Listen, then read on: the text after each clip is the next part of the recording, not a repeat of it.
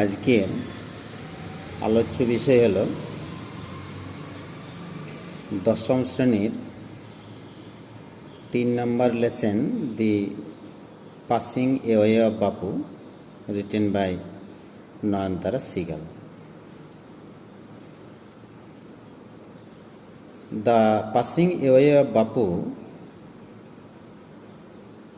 এই গল্পটি লিখেছেন নয়নতারা সিগাল। এই গল্পটি পড়ার আগে আমাদের একটু অবশ্যই জেনে নেওয়ার প্রয়োজন রয়েছে নয়নতারা সিগাল সম্পর্কে। আমাদের এই নয়নতারা সিগাল 1927 সালে জন্মগ্রহণ করেন এবং ভারতবর্ষের যে সমস্ত মহিলা লেখকেরা ছিলেন ইংরেজি ভাষাতে লেখার ক্ষেত্রে, ইংরেজি ভাষায় লেখার জন্য যে সমস্ত মহিলারা ছিলেন তার মধ্যে এই নয়নতারা সিগাল একটা ব্যাপক খ্যাতি অর্জন করেছিলেন। তিনি হিমাচল প্রদেশের ল্যান্ডর আর আমেরিকাতে পড়াশোনা করেছিলেন। এই নয়নতারা সিগাল কে ছিলেন না, আমাদের ভারতবর্ষের যখন প্রথম প্রধানমন্ত্রী নির্বাচিত হন স্বাধীনতার পর জওহরলাল নেহরু, এই প্রধানমন্ত্রী জওহরলাল নেহরুর বোন ছিলেন বিজয়লক্ষ্মী পণ্ডিত, আর এই বিজয়লক্ষ্মী পণ্ডিতের মেয়ে ছিলেন নয়নতারা সিগাল। নয়নতারা সিগাল স্বাধীনতার পূর্বে এবং ভারতবর্ষের স্বাধীনতার পরবর্তী ক্ষেত্রে ভারতবর্ষে যে রাজনৈতিক প্রেক্ষাপট ছিল সেই রাজনৈতিক প্রেক্ষাপটের জীবন সম্পর্কে তার লেখাতে বিশেষ করে বেশি প্রাধান্য পেয়েছে এবং তার রচনাগুলির মধ্যে অন্যতম হল prison and chocolate cake, the day in shadows, A time to be happy ইত্যাদি। এছাড়া 1986 সালে তার রিচ লাইক আস উপন্যাসের জন্য তিনি সাহিত্য একাডেমি পুরস্কার পেয়েছিলেন এবং ভারতবর্ষের এই ইংরেজি সাহিত্যে তিনি একটা বিশিষ্ট স্থান অধিকার করে আছেন। এখন আমাদের যে দি পাসিং অ্যাওয়ে অফ বাপুর ইউনিট 1 পড়াটা রয়েছে সেই পড়াটার দিকে আমরা আসব। প্রথমে আমাদের রয়েছে I was having tea at home on the evening of 30th January 1948 when I was called to Birla House by an urgent telephone. 1948 সালের 30শে জানুয়ারির সন্ধ্যাবেলাতে লেখিকা চা পান করায় ব্যস্ত ছিলেন। ঠিক সেই সময় তাকে বিড়লা হাউস থেকে এক জরুরি টেলিফোনে ডাকা হয়েছিল। চা পান করছিলেন, জরুরি টেলিফোন তার কাছে এসেছে, তাকে বিড়লা হাউসে যেতে হবে। কি জন্য? Gandhiji had been shot on his way to a prayer meeting. Mahatma Gandhi তিনি প্রেয়ার মিটিংয়ে যাচ্ছিলেন এবং তার যে রাস্তা, প্রেয়ার মিটিংয়ে যাওয়ার যে রাস্তা, সেই রাস্তার উপরে কোনো একজন দুষ্কৃতী তাকে গুলিবিদ্ধ করেছিলেন। গান্ধীজি গুলিবিদ্ধ হয়েছিলেন রাস্তার উপরে। কোন রাস্তার উপরে? প্রেয়ার মিটিংয়ে যাওয়ার যে রাস্তা ছিল মহাত্মা গান্ধী, সেই রাস্তার উপরে তিনি গুলিবিদ্ধ হয়েছিলেন। এবং এটাই জরুরি ফোনে তাকে বলা হয়েছিল এবং অতি দ্রুত বিড়লা হাউসে যাওয়ার জন্য টেলিফোন করেছিলেন। আই ওয়াজ নাম with shock as I got into the car. আমি আঘাতে অসাড় হয়ে গিয়েছিলাম যখন আমি গাড়িতে চড়ছিলাম। খবরটা তার কাছে যখন আসে, তার অতি পাশের মানুষ, অতি আপনজন যখন এই মৃত্যুর সংবাদটা তাকে দেওয়া হয়, তখন তিনি এই সংবাদ পাওয়ার সাথে যে আঘাত পেয়েছিলেন, সেই আঘাতে তিনি অসাড় হয়ে গিয়েছিলেন, প্যারালাইজড হয়ে গিয়েছিলেন। At the Birla House, Gandhiji's relatives and followers had gathered round his body. Birla হাউসে গান্ধীজির যে আত্মীয় পরিজনেরা ছিলেন এবং অনুসরণকারীরা ছিলেন, তারা সকলে তার শরীরের চারপাশে সংগৃহীত হয়েছিলেন। ফলোয়ার্স, অনুসরণকারী বলতে বোঝায় মহাত্মা গান্ধীর যে নীতি, তার যে আদর্শ, সে নীতি আদর্শ অবলম্বন করে ভারতবর্ষের এখনও রয়েছে, তৎকালীন সময়ে তো ছিলই, অনেক মানুষই তার নীতি আদর্শকে অবলম্বন করে জীবন চর্চা করে থাকেন। সেই অনুসরণকারী যারা নীতি আদর্শ নিয়ে চলত, সেই মানুষেরা এবং তার যে আত্মীয় পরিজনেরা ছিলেন, তারা সকলে তার শরীরের চারপাশে জড়ো হয়েছিলেন।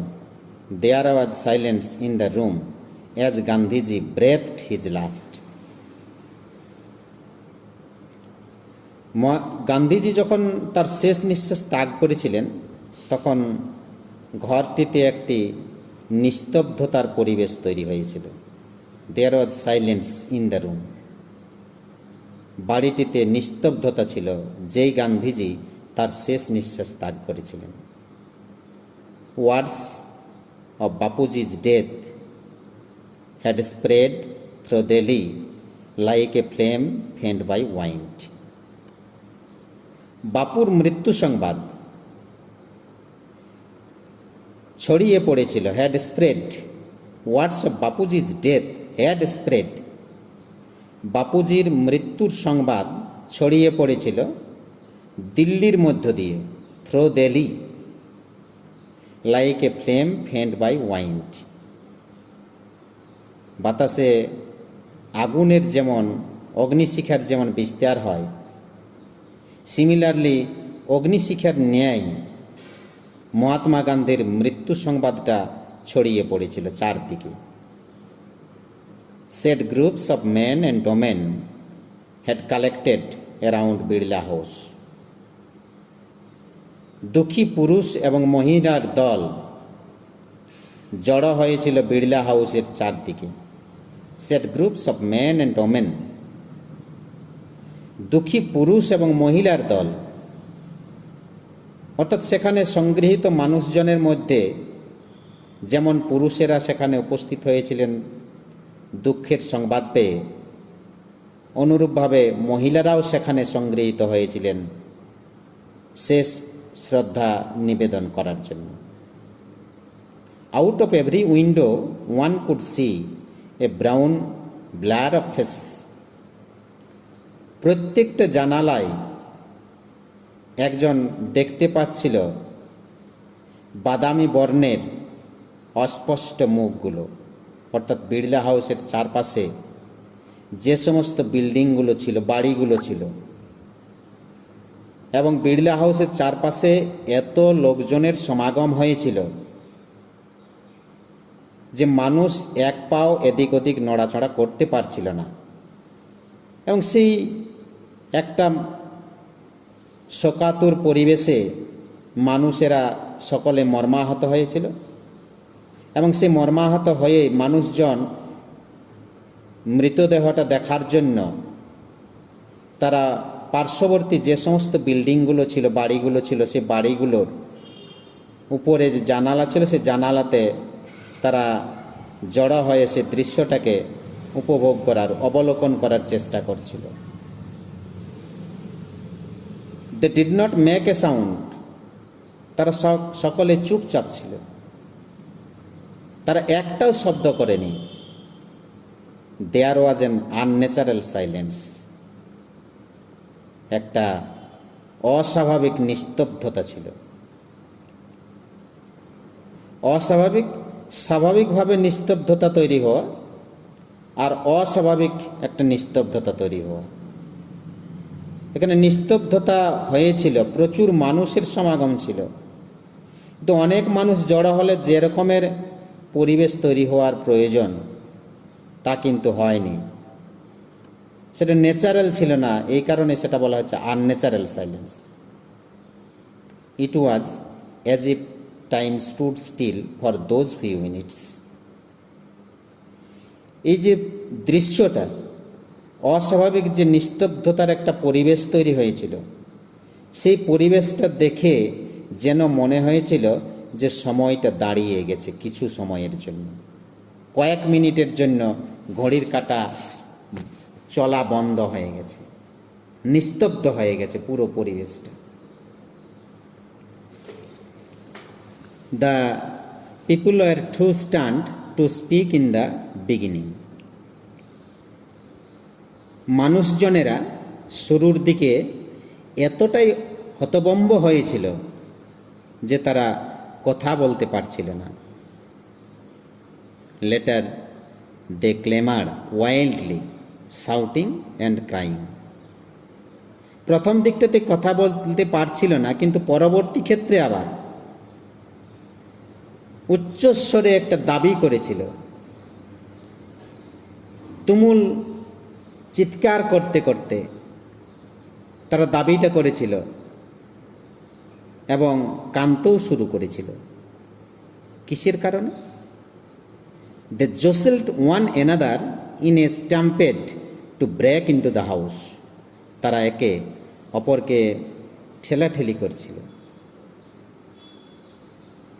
ঠেলাঠেলিটা এমনই ছিল, এত জোর ঠেলাঠেলি ছিল যেন পদপিষ্ট হওয়ার সম্ভাবনা ছিল।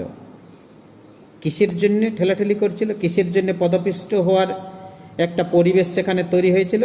না, তারা বাড়িটাতে জোরপূর্বক ঢোকার চেষ্টা করেছিল। To break into the house, জোর করে ঢুকতে চেয়েছিল। ব্রেক ইনটু, জোরপূর্বক প্রবেশ করা। কোথায়? বাড়িটিতে, অর্থাৎ যেখানে মহাত্মা গান্ধীর মৃতদেহ শায়িত করা ছিল, সেখানে তারা প্রবেশ করার একটা প্রচেষ্টা তাদের কার্যধারার মধ্যে প্রকাশ করছিল।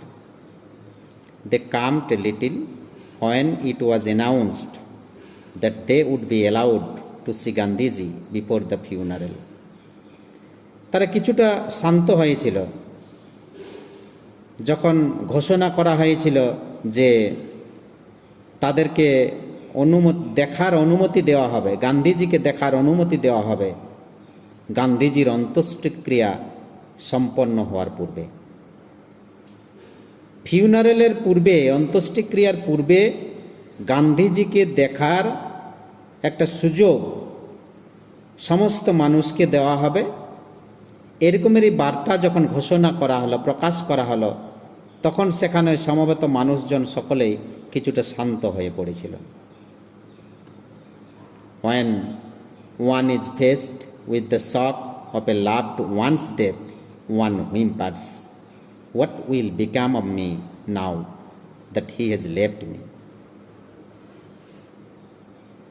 When one is faced with the shock of a loved one's death, যখন একজন ভালোবাসার মানুষের, একান্ত আপনজনের মৃত্যুর আঘাত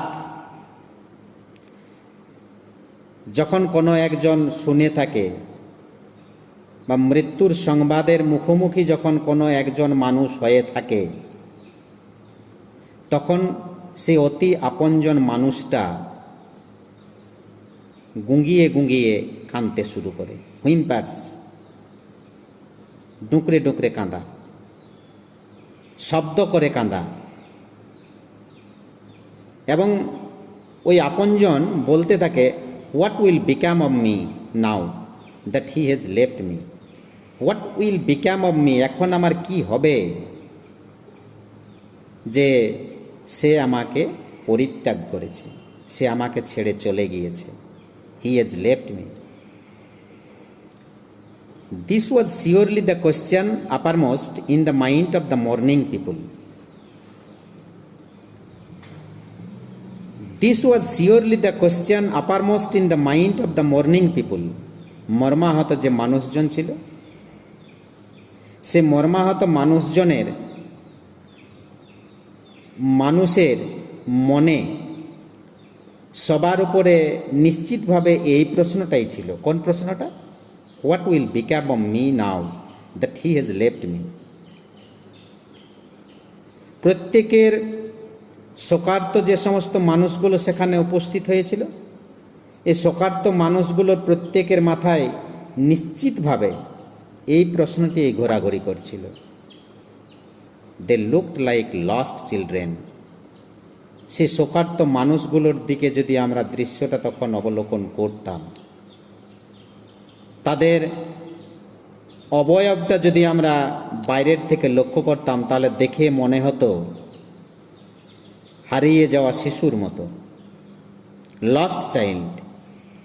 একজন শিশু যদি হারিয়ে যায় তার আপনজনের থেকে, তাহলে তখন যদি আমরা লক্ষ্য করি, তাহলে সেই শিশুটাকে যে রকমের দেখতে, বাহ্যিক অবয়বের যে রকমের একটা ল্যাঙ্গুয়েজ প্রস্ফুটিত হয়, সেই একই রকমের অবয়বের মধ্যে ল্যাঙ্গুয়েজ প্রস্ফুটিত হয়েছিল এই শোকার্ত মানুষগুলির মধ্যে। It was the question in many of our hearts as we sat still shocked and unbelieving. এই একই প্রশ্ন আমাদের অনেকের হৃদয়েও ছিল, যারা তখনও হতচকিত অবস্থায় বসেছিল আর বিশ্বাস করে উঠতে পারছিলাম না। আমরা যারা সেখানে ছিলাম, it was the question in many of our hearts, যারা আমরা বসেছিলাম, অ্যাজ উই সেট, এই প্রশ্নটা আমাদের অনেকের হৃদয়ে ছিল। অনেক বলতে কারা? যারা আমরা ওখানে বসেছিলাম। স্টিল শকড, আমরা আঘাত পেয়েছিলাম, আমরা শোকাহত হয়েছিলাম। এবং unbelieving, we listened to the broadcast telling the people of India that their Bapu was no more. আমরা শুনিয়েছিলাম, রেডিওয় ঘোষণা করেছিল যে বাপু আর আমাদের মধ্যে নেই।